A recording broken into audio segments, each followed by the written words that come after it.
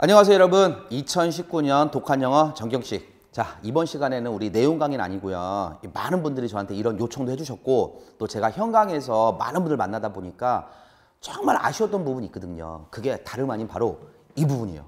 모의고사 리뷰법. 그래서 제가 그 수많은 학생들이 있을 거 아니에요. 그죠? 그래서 합격생들이 어떤 식으로 모의고사를 갖다가 좀 잘 보는지 2달, 3달, 4달 지났는데 왜 어떤 친구들은 점수가 좀 많이 금방금방 오르고 그러니까 물론 다 열심히 한다는 전제가 깔리겠지만 어떤 분들은 나름대로 하는 데 있어서 결과치가 잘 나오지 않는지 저도 얼마나 분석을 많이 했겠습니까? 그다음 얼마나 고민을 많이 했겠어요. 옆에서 같이 도와주고 싶고 또 여러분이 이렇게 올라가는 성장하는 모습을 누구보다도 저도 기대하니까 그래서 그 부분에서 제가 기존에 가지고 있던 생각하고 그다음에 많은 합격생들 분석 그다음에 달리 말하면은 그렇게 안 해서 망하는 경우 그죠? 그 같은 경우를 갖다 저희가 분석해 가지고 합격생의 모의고사 리뷰법이라고 TCC를 만들었으니까 이게 굳이 뭐 제 강의를 듣든 안 듣든 상관없이 모든 수험생들에게는 이게 다 적용되는 부분이거든요. 그래서 오늘 TCC는 기존에 뭐 제가 뭐 코끼리라든지 그런 건 좀 더 멘탈적인 부분이었다면 오늘은 굉장히 여러분 실전하고 엄밀히 직결되는 부분이니까 여러분들에게 굉장히 유익할 겁니다. 그래서 끄지 마시고 끝까지 보세요. 이거 정말 여러분 인생을 바꿔줄 수 있습니다. 자, 합격생의 모의고사 리뷰법인데 우선은 모의고사 리뷰법 이거죠. 첫 번째는. 이거부터 생각해야 돼 이제 우선은. 모의고사 리뷰를 안 합니다. 이게 여러분들이. 그러니까 모의고사 리뷰를 안 한다는 얘기는 뭐냐면 채점을 안 한다는 얘기하고 다른 얘기예요. 채점은 해. 채점을 하는데 10이면 10 중에 9명, 100명 중에 99명 이상, 90명 이상은 대부분 채점하고 끝나 그냥. 에이씨 젠장 이거. 와 대박 끝. 그러니까 항상 시험 본 다음에 어떤 부분에 대한 피드백을 갖기 위해서 리뷰를 하지 않고 그냥 점수만을 가지고 잘 봤네, 못 봤네 그냥 그걸로 끝난다는 거지. 그냥 느끼기만 한다는 거지. 느끼기만 감성적으로. 그럼 왜 안 할까? 뭐 전혀 이해가 안 되는 건 아닙니다. 저도 예전에 학창시절에 그랬으니까. 보면 무섭죠. 자꾸만 자기가 틀린 거 너무 많으니까. 이거 원래 사람이 고통스러운 건 피하게 돼 있잖아요. 그죠? 자기가 못하는 과목 더 안 하게 되는 것처럼. 짜증난다. 같은 얘기예요. 두렵다. 같은 얘기예요. 괴롭다. 같은 얘기예요. 의욕이 줄어든다. 쉽게 말하면 뭐야? 멘붕이죠. 멘탈 털리는 거죠. 멘탈. 요즘은 멘탈 털린다는 얘기 말고도 기가 빨린다고 얘기 많이 해요. 기 빨린다고. 기 빨려가지고 아예 안 한다고. 이거 보면 기가 빨려가지고 입맛도 없어지고 우울증에 걸린대요. 이게 지금. 근데 과연 그럴까? 이거 제 예전 학생 중 하나 내가 양해를 거둬서 이렇게 간단하게 그냥 사진 하나 찍어가지고 온 건데 이거 보면 다 X표 보이시죠? 대략적으로. 그죠? 그러니까 저 같아도 사실 보고 싶진 않을 것 같아. 그죠? 이게 만약에 100점 만점이 막 90점 맞았다, 80점 맞았다 그러면 흐뭇한 마음으로 볼 텐데 사실 80점, 90점 이렇게 높은 점수 맞는 분들이 몇 명이나 되겠습니까? 그런 분들은 어차피 그런 사람들은 멘탈도 다 이미 돼 있어. 세팅이 돼 있어. 그러니까 문제는 이제 점수가 자기가 생각했던 것보다 안 나온 분들한테 항상 문제 아닙니까? 그죠? 그러면 이렇게 모의고사 안 한 이유가 이건 뭐 누구나 다 쉽게 공감할 수 있는 부분인데 그럼에도 불구하고 모의고사 리뷰를 왜 해야 될까? 그럼에도 불구하고 오케이 봅시다. 첫 번째 너무나 당연한 얘기 아닙니까? 약점을 파악할 수 있죠. 내가 만약에 문법 파트에서는 어떤 부분이 자꾸만 틀리는지 독해에서는 어떤지 또는 뭐 어휘 파트 또는 뭐 논리 완성이나 빈칸 넣기 또는 순서 배열에서 많이 틀리는지 자기마다 그 틀리는 파트가 있을 거 아닙니까? 그죠? 근데 뭐 이렇게 얘기하면 또 이렇게 말씀 많이 하세요. 선생님 저는요 다 약점이에요. 다. 뭐 특정 파트가 없어요. 다 몰라요. 자 멘붕 오죠. 그죠? 자, 그 다음에 또 하나 이제 반복적인 실수를 파악할 수도 있다. 그래서 나는 어떤 부분에 잠깐 덤벙거리는구나. 예를 들어서 예전에 저 같은 경우는 집중해서 보다 보면은 보기 문항에 낫 있잖아. 낫. 아닌 거 고르는 거. 그 눈으로 뻔히 보면서 긴 거 딱 나온 다음에 좋다고 넘어간다고. 항상 반복적인 실수를 많이 했거든요. 자, 그 다음에 기존에 내가 여태까지 공부를 잘했는지 잘해야지 못했는지에서 점검할 수가 있는 거죠. 내가 예전에 예를 들어서 뭐 준동사 파트를 열심히 공부했는데 이번에 시험 봤는데 준동사 파트에서 올킬 당했다. 그러면 기존에 공부했던 준동사 파트에서 약간 부족한 부분이 있었던 거지. 뭐 시제 파트를 공부했는데 시제 파트에 다 틀렸다. 그럼 아직도 부족한 부분 내가 메꿔야 되는 부분이 있는 거죠. 이런 것처럼. 자, 시험에 대한 두려움을 감수할 수 있다. 이게 오히려 이거 정말 여러분 이 얘기 꼭 이해하셨으면 좋겠는데 뭐든지 있잖아요. 공포라는 건 그 공포의 실체를 모를 때가 더 무서워요. 그러니까 저도 학창 시절에 이게 적절한 비유인지 모르겠는데 나 학창시절에 그런 게 많았거든. 막 일진이라는 누구 뭐 우리 반에 누가 있는데 걔 뭐 어저께 그저께 뒷산에서 1대 17로 싸웠는데 막 발차기 탁탁 하니까 막 17명이 한 번에 맞고 그냥 한 번에 다 날라갔다든지 막 그런 거 많잖아. 막 전설 있잖아. 근데 실제로 걔가 어떤 식의 그런 식의 모습을 싸우는 걸 보면 오히려 그런 환상이 깨지면서 대수롭지 않을 때가 훨씬 더 많거든. 사실은 마찬가지. 이게 지금 제가 드린 비유가 적절한지 모르겠는데 실제 시험에서도 전수만 보고 내가 모르는 거, 틀렸던 것만 그러니까 막연하게 생각할 때는 되게 두려운데 사실은 그걸 한번 분석해 보면 아 이거 별거 아니었네. 바로 다음 페이지에서 말씀드리겠지만 그러니까 실제로 아 이건 내가 정말 몰라서 틀렸구나라는 것도 있지만 헐 이게 진짜 많단 말이야 이게. 그러니까 오히려 시험에 대한 개별적인 틀린 문항에 대한 두려움을 감수할 수 있다. 근데 이걸 분석하지 않으면 그 막연한 두려움이 실체가 없으니까 계속 두려움으로 간단 말이지. 정말 여러분 제 말을 믿으세요. 뭐든지 정면으로 파고들면요. 그렇게 두렵지 않아요. 뭐든지. 자, 사실은 가장 중요한 거죠. 선택과 집중을 통해서 향후 학습 방향을 잡을 수가 있는 거죠. 이 모의고사 점수는 여러분 모의고사를 본다는 건 내가 그동안 열심히 공부했으니까 이만큼 했다라는 현재 자기평가, 자기 진단도 있지만 더 중요한 건 뭐냐. 내가 기존에 이런 부분 했는데 이번에 테스트를 봐보니까 이 부분이 부족하구나. 그러니까 추후에는 내가 이 파트나 이 부분을 갖다가 방법을 바꾸든지 시간을 갖다가 좀 더 투자하든지 좀 덜 투자하든지 효율적으로 시간을 분배해가지고 어떤 방향으로 공부해야겠다라는 학습 방향을 잡을 수 있는 거야. 근데 여러분 잘 생각해 보세요. 제가 지금 드린 말씀 생각해 보면서 모의고사 리뷰 우선 첫 번째 하질 않죠. 잘하지 않잖아. 그냥 채점하고 끝나잖아. 그러니까 이런 부분 여러분 점검이 됩니까? 당연히 점검이 안 되죠. 그러니까 또 열심히 하면 막연하게 다음에 오르겠지라고 하고 점수만 본 다음에 A 젠장 반복되는 거 아닙니까? 그런데 제가 실제로 공부를 잘하고 또는 맨 처음에 잘 점수가 높지 않았지만 단기간에 점수가 올라갔던 학생들을 분석해 보니까 이 학생들은 대부분 이걸 다 한다는 얘기야. 왜? 제가 하라고 했거든요. 내가 대단한 거죠. 이렇게 하라고 시켰으니까. 다시 한번 강조합니다. 모의고사 리뷰를 반드시 해야겠어요. 그래서 오늘 여러분 이 TCC를 본 다음에 제가 바로 다음에 Practical Action Plan이라고 해서 어떤 식으로 TCC 그 모의고사 리뷰하는지 또 구체적으로 설명드릴 건데 그거는 까먹더라도 어떤 메시지는 받아갔으면 좋겠냐. 아, 루디쌤이 그러는데 모의고사 리뷰는 하긴 해야 된대. 그리고 하면 할수록 내 약점도 보강할 수도 있고 오히려 시험에 대한 두려움도 감소할 수 있으니까 다음에 시험 보면 다음에는 정말 내가 한번 그래 뭐 속고도 사는데 한번 속는 셈 치고 한번 해보자. 요 메시지 가져갔으면 좋겠어요. 자, 오늘 사실은 이제 이 내용이 이번 강의에 가장 제가 여러분에게 드리고 싶은 핵심적인 내용입니다. 모의고사에 진짜 점수가 있다. 자, 첫 번째 점수는 시험지 점수예요. 시험지 점수. 이거 뭐 다시 설명 안 해도 되죠? 근데 채점했어. 그래서 뭐 45점 나왔어, 42점 나왔어, 52점 나왔어, 62점 나왔어. 자, 두 번째 점수는 뭐냐? 실질 점수다. 그래서 오늘 제가 드리고 싶은 말씀이 이 실질 점수 얘기를 드리고 싶은 거예요. 이 얘기를 갖다가. 자, 그럼 실질 점수가 도대체 무엇이냐? 자, 문항을 분석해 보자는 겁니다. 자, 실질 점수가 뭔지 설명하기 위해서 제가 이제 개별적인 문항을 분석해 봅시다. 자, 요 강의가부터 구체적인 내용 강의니까 여러분 이거 오늘 들으신 다음에 실제로 기존에 봤던 거 앞으로 보는 모의고사에 정말 적용해 보세요. 이거 정말 효과 있어요, 이거 제 카페에서도 제가 장문으로 정말 써놨거든요. 요거 예전에 클릭수하고 추천수 정말 높았어요. 많은 분들이 그만큼 공감을 많이 해주셨습니다. 정말로. A문항, B문항, C문항. 저는 이제 문항을 보통 3개로 나눕니다. A문항, 반드시 득점해야 되는 문항. 그러니까 내가 시험 봤는데 틀렸는데 아 이거 왜 틀렸지? 어우 막 이런 문항 있잖아. A문항, B문항. 득점 가능성이 50% 정도 있었던 문항. B문항. 그러니까 틀리긴 틀렸는데 맞을 수 있었던 문항.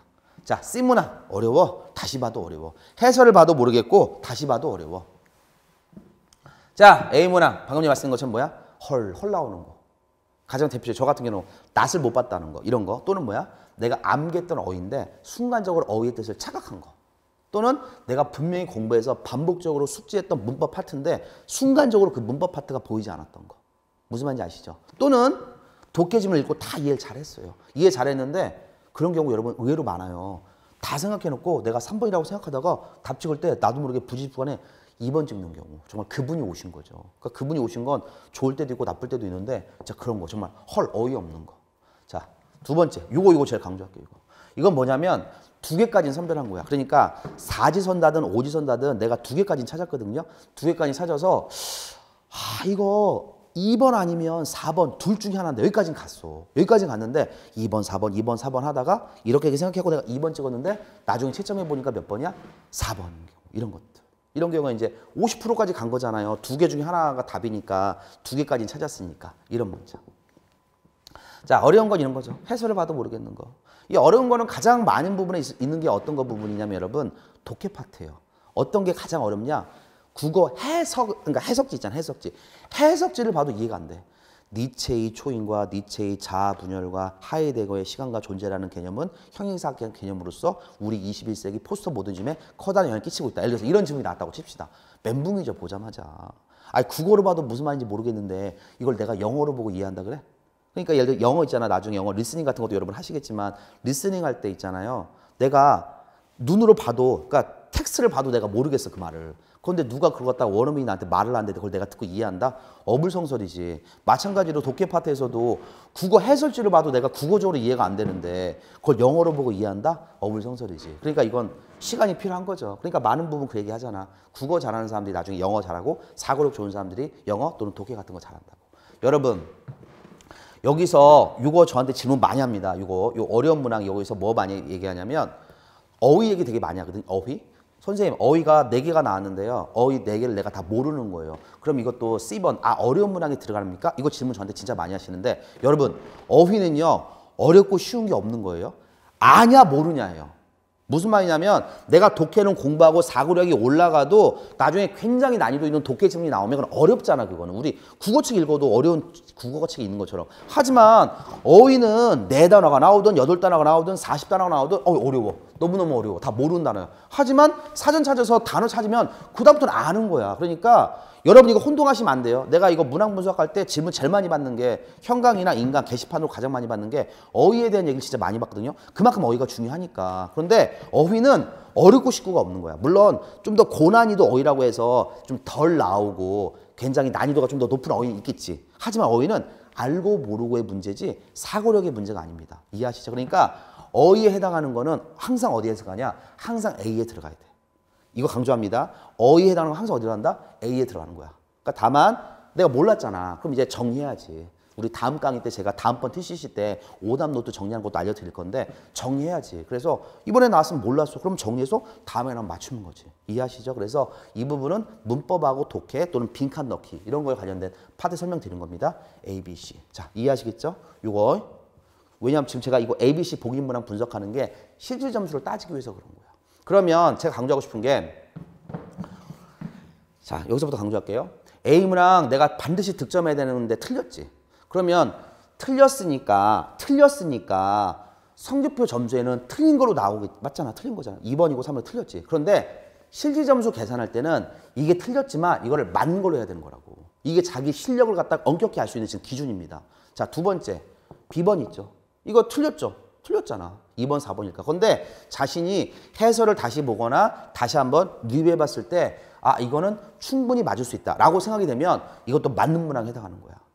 즉 성적표 나온 점수 그대로 계산하는 게 아까 말씀드린 거지 이해하시겠죠? 무슨 점수? 성적표 점수, 표면 점수. 그것이 아니라 문항을 분석해 보는 거야. 문항을 분석해 보는 상태에서 이건 내가 진짜 틀린 게 정말 어이가 없다. 이런 문항. 두 번째, 다시 한번 문항 분석해 봤을 때 이건 내가 맞출 수 있었다. 이 문항. 그래서 A와 B를 갖다가 득점에 가산시키는 거. 그게 무슨 점수? 그게 실질 점수예요. 다음 페이지 또 말씀드리겠지만 이거는 이제 가산시키면 안 되죠. 어차피 해설 봐도 이해가 안 되는 거니까. 이해하세요 지금? 실질 점수 계산하는 방법 아시겠죠? 그래서 A와 B 문항 분석 통해 갖고 이거 내가 맞출 수 있었는지 맞출 수 없었는지 여러분 강조합니다. 이거 정말 중요합니다. 이거. 오케이? 자, 그럼 왜 그 실질 점수가 왜 이렇게 중요하느냐? 자, 보세요. 1월달 40점. 남 얘기 안 갔죠? 3월달 40점. 역시 남 얘기 아니에요. 5월달 45점. 죽겠다. 그죠? 여러분 보통 시험 종류마다 다르겠지만 보통 1월, 4월 정도 하면 이제 어떤 거냐면요. 내가 공부한 다음에 2달, 3달 정도가 지났잖아. 2달, 3달 정도 지나면 사람마다 다르긴 하도 기본적으로 아무리 좀 뭐라 할까 마음이 여유가 있는 사람도 3달에서 4달 정도 지나면 뭐가 생기냐면 기대 심리가 생기거든. 그러니까 맨 처음엔 내가 시험 봤는데 공부한 게 없으니까 점수가 낮아도 그래 난 공부한 양이 없으니까 점수가 안 나오는 게 당연히 이렇게 생각한단 말이죠. 그런데 2달, 3달, 4달 지나면 그래도 뭐 문법이나 어휘나 독해나 이게 좀씩 공부량이 늘어나니까 당연히 기대치가 생기지. 그런데 시험 보면 똑같이 40, 45. 선생님 저는요 40인데 여기 80 나왔어요. 그러면 그분은 지금 잘하고 계시니까 오케이? 지금 제가 말씀드리는 건 이런 점수 나오는 분들 대상으로 설명드리는 거예요. 그럼 40, 45면 이게 절망 아닙니까 이게? 아, 쌤 진짜 저는 해도 안 되나 봐요. 그래서 이 내용이 뭐하고 연결되어지냐면 우리 앞에서 제가 TCC에 썼던 거 있잖아요. 코끼리에 비해. 그죠? 학습된 무기력하고 연결되는 거야. 이 내용이 또 이게 다 연결되잖아. 그러니까 나는 40, 이번에도 40, 다음 달에 45. 어차피 다음 달에도 45랑 50이 나올 거야. 역시 나는 해도 안 될 거야. 무슨 말인지 알죠? 그러니까 이제 학원을 그만둬야 되나? 인강을 끊어야 되나? 선생을 바꿔야 되나? 또는 교재를 바꿔야 되나? 또는 이 길이 아닌가요? 뭐 취업을 해야 되나? 다른 거 준비해야 되나? 이게 생각이 막 오만 가지로 가지 않습니까? 근데 너무 안타까운 건 뭐냐면 이게 무슨 점수예요? 시험지 점수, 표면 점수예요. 그런데 여러분이 이제 실지 점수를 계산해 보면 이런 일이 벌어져요. 40. 1월 달에는 공부한 게 없으니까 예를 들어서. 근데 3월 달에는 40이긴 한데 실지 점수 아까 제가 말씀드렸던 A나 B 문항을 합산해 보니까 몇 점이 됐다는 거야? 50점이라는 거야. 5월 달에는요 65점. 이건 제가 여러분들을 위로하려고 말씀드린 게 아니고요. 이거는 과학적으로 입증된 거예요. 뭐든지 어떤 점수가 되려면 여러분 임계점이 떨어야 돼. 임계점. 그러니까 터닝 포인트. 그 바뀌는 지점까지 가야 된다고. 예를 들어서 제가 자주 드는 비유가 여러분 물에 대한 비유를 많이 하는데 1도씨에서 물이 이제 올라가잖아. 그래서 100도까지 돼야 이게 기화가 되면서 액체에서 기차로 이제 바뀌는 거 아닙니까? 그런데 100도까지 되려면요. 1도에서 100도 되는 건 없잖아. 1도에서 27도, 36도, 52도, 68도, 78도 이렇게 올라갈 거 아닙니까? 무슨 말인지 아시죠? 그런데 많은 경우가 여러분이 뭐를 착각하거나 뭐를 보지 못하시냐면 40도야. 40도. 여기는 몇 도야? 70도야. 그런데 40도나 70도는 표면적으로 보면 거의 비슷해. 왜? 둘이 끓지 않으니까. 하지만 40도에서 100도로 가려면 60도를 더 올라가야 되는데 70도에서 100도로 올라가면 뭐야? 30도밖에 안 남았잖아. 그러니까 나는 40도였지만 이번 달엔 70도가 됐거든. 그런데 이게 성적표 점수로는 똑같이 40점, 50점 나오니까 어떻게 착각을 하냐면 난 역시 40도야. 이렇게 생각한다고. 그러니까 여기서 여러분들한테 내가 지금 성적표 점수는 실제 그 표면 점수는 똑같이 40밖에 나오지 않았지만 이런 식의 문항 분석하니까 65점까지 내가 나오네. 그럼 그만큼 뭐한 거예요, 여러분이? 공부량이 합산이 된 거죠. 다만 아까 말씀드린 것처럼 자잘구레한 실수 또는 2개까지 갔는데 2개에서 이제 정답으로 못 간 거잖아. 여러분 잘 생각해 보세요. 예전에 1월 달에 또는 3월 달에 40 나올 때는 2개까지 갔던 문항이 적었어. 분명해 이거는. 물론 전제는 여러분이 충실히 성실하게 공부했다는 전제에 깔리는 거지만 열심히 하는 분들은 분명히 2개 문항까지 갔던 게 분명히 적었단 말이야. 이거 정말 동의해야 돼 이거. 그런데 2개까지 간 게 발전인데 2개까지 갔지만 거기서 정답을 갔어야 되는데 이런저런 이유 때문에 정말 그 5포인트 정말 그 1%가 부족해서 정답에서 어긋난 거잖아. 근데 그걸 가지고 맨 처음에 전혀 몰라서 틀렸던 거하고 동일시하니까 이해하세요 지금? 동일시하니까 이게 얼마나 슬픕니까? 실제적으로 내가 65 지금 코끼리야 꺼내면 내가 얼마든지 날아갈 수 있고 자유롭게 달려갈 수 있는데 이것 때문에 여러분이 답습이 돼가지고 착각한단 말이야. 그래서 여러분이 이 실제 점수를 갖다가 앞으로 이제 반드시 구해 보시고 하다 보면은 어떤 일이 벌어지냐면 절망스러운 게 아니라 내가 포텐이 설릴 때가 됐는데 뭐가 생겨요? 정말 기대감이 생겨요. 이건 여러분 저도 제가 직접 경험했던 거고 정말 수많은 학생들한테 제가 그 얘기를 정말 많이 들었어요. 정말 이거 제가 강조하는 포인트 아시가요? 그래서 반드시 오늘부터는 지난번 시험부터 마찬가지고 향후에도 마찬가지고 봤던 모의고사는 실기 점수를 반드시 해보세요. 이거 정말 효과 있습니다. 그런 다음에 여러분이 취약점을 볼 수가 있고요. 내가 이 부분은 약하니까 이 부분은 해야겠다. 이해하시죠? 다만 이거 약간만 뺏겨볼게요. 요거는 제가 하나 더 말씀드릴게요. 문항 분석했어요. 선생님 저는요 A하고 B는 이제 알겠어. 어떻게 되는지 알겠는데 선생님 C는 어떻게 해야 돼요? 자 이거 설명드릴게요. C는 어떻게 하는 게 없어요. C는요 리뷰했는데 내가 이해가 안 되잖아. 그 부분은 지금 놓고 가는 거야. 그러니까 제가 비유적으로 뭐라고 설명드리냐면 예를 들어서 수학으로 따지면 집합, 방정식분을 내가 지금 틀리는데 저한테 와서 이렇게 질문하는 거야. 기하학 또는 삼각함수 또는 공업수학 저 이 부분도 잠깐 틀려라고 질문하는 거 똑같다고. 물론 이 부분도 득점해야 되지. 그런데 항상 입시 시험이라는 건 뭐야? 한정된 시간을 투자해서 여러분들에게 최대의 효율성을 뽑는 게 입시 시험 준비하는 거잖아요. 그죠? 그러니까 여러분이 당연히 맨 처음에 시간을 써야 되는 건 어디다 써야 되는 거야? A와 B를 투자하는 거고 C 부분은 시간이 지나가고 여러분이 실력이 들어가면서 C에 해당하는 문항이 B, B에 해당하는 문항이 A로 이동하는 거예요. 이게 실력이 되는 거예요. 그러니까 여러분 리뷰했을 때 어떤 독해집 읽었는데 국어적으로 전혀 모르겠어. 그거는 스킵하는 거야. 그거는 지금 내가 리뷰했다고 해서 다음번에 바로 점수가 되지 않거든요. 이렇게 돼야 여러분이 공부하면서 우선순위가 생기는 거지. 이 부분을 건너뛰면 나는 문법은 이것대로 어려워. 어휘는 어휘대로 너무너무 할 게 많어. 독해는 막 보면 무슨 말인지 하나도 모르겠어. 이러면 머리에 멘붕이 와가지고 향후에 내가 어떻게 학습 계획을 세워야 되는지 그냥 두서가 안 잡혀. 사람을 정말 힘들게 할 때는 뭐냐면 지금 상황이 힘든 것도 있지만 앞으로 가야 될 방향성이 안 보이면 너무너무 힘들어. 무슨 말인지 아시죠? 이건 모든 일 마찬가지입니다. 입시가 됐든 뭐 직장 생활을 하든 다른 어떤 하든 간에 내가 지금은 어렵지만 내가 이렇게 하면은 뭔가 비전이 있겠다. 뭔가 잘할 수 있겠다. 가야 되는 방향이 보이면 할만하거든. 근데 가야 될 방향이 안 보이면 지금 현 시점에서 내가 크게 어려움이 없다 하더라도 항상 사람이 불안하거든요. 마찬가지로 이 리뷰를 통해서 내가 어떤 방향으로 가야겠다고 방향성이 잡히면 모의고사 점수가 여러분에게 고통만을 주는 건 아닙니다. 이거 기억하시겠죠? 왔다 갔다 하는 거. 자, 그래서 이거 방금 했던 거 꼭 기억하셨으면 좋겠고요.